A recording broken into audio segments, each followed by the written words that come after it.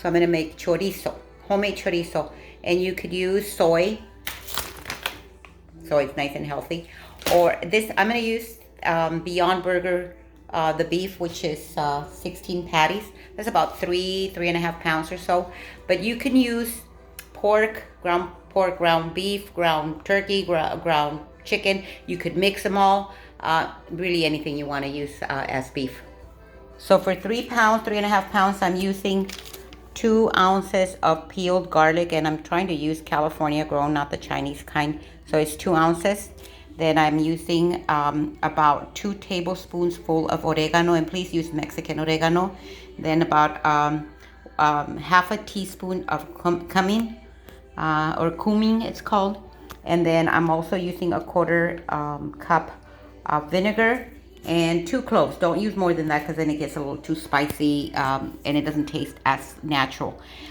So this is chile de árbol, and this is chile California, and this is chile guajillo, and this is chipotle.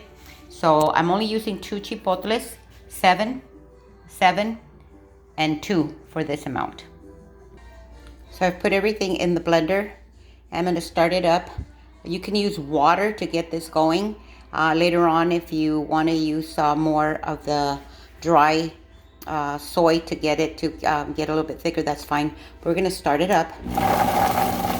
And I have a really cool blender, so this will make it very, it'll be ground up really nicely. Now, one thing I have to tell you is that you do have to add water. And I added a little bit of salt only because I'm adding so much more chile, and that needs salt. But the Beyond Burger that I'm using already has salt. So you're going to use the salt whatever you like. If you like it salty, well then use more salt. So I added a little bit of the water. And I'm going to raise this.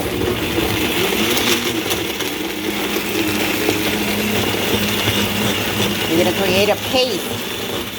We're going to make a paste.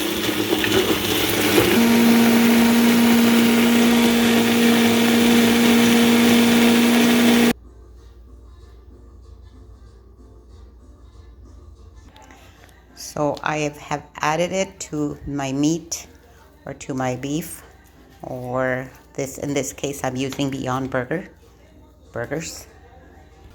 So because I usually cook without measuring, I just kind of look at things. I realized that this is actually not enough chile, so I have to redo another batch and then add it to my same amount of beef. So I'm going to make another batch of the paste and then add it because I think it needs more. So I ended up adding 3 more chiles. By the way, you do have to rinse them before you put them in the blender. Make sure they're nice and clean. So if you look, see how liquidy it is? It's fine once you get it all mixed up. And I added more garlic, so a little bit more garlic, which basically I ended up adding 3 of these little baggies, which 2 of them come in this pack.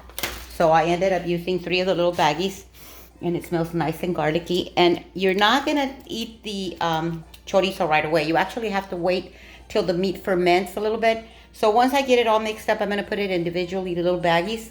I used to put it in the tube because I have a stuffer, but it's too much trouble. So I just put it in little baggies, separate them, freeze them. But I don't freeze them until the next day when all of these ingredients have already blended together. And so basically you get this fermented taste of the meat the next day. So I'll show you what I do once I package it up. So this is what the chorizo looks like. So if it had been too watery, I don't like to use a lot of water. Obviously, if I'm using real beef or real pork, instead of water, I would probably use bone broth or some kind of stock. If I'm using pork, then I would use pork stock. Chicken stock. And obviously with beef stock. But that would, instead of adding water in here, because this is vegan, I'm using water. But and then of course you add as much salt as you want. But if this had been a little bit too liquidy, then I would have added some of this just to make it this thick. So this is about as thick as it should be. And now it's time to put in baggies.